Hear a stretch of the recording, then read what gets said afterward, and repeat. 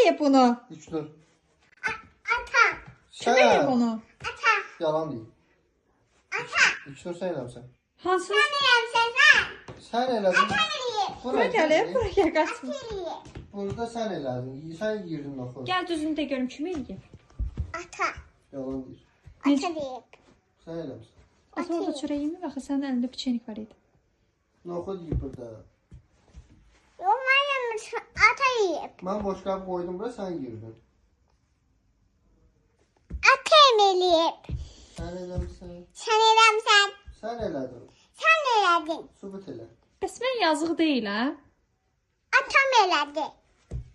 Yalan danışırsan. Sen eledin sen. Sən yalan danışırsan. Böyle arında piçenik var. Böyle annem vermiştin. Burada koymuştun. Bu noxuddur birincisi. Sən Denən elədin. toz soranı gətir təmizlə. Tuşlarını da tutamışlar. Şey, Sen. bunu gəl.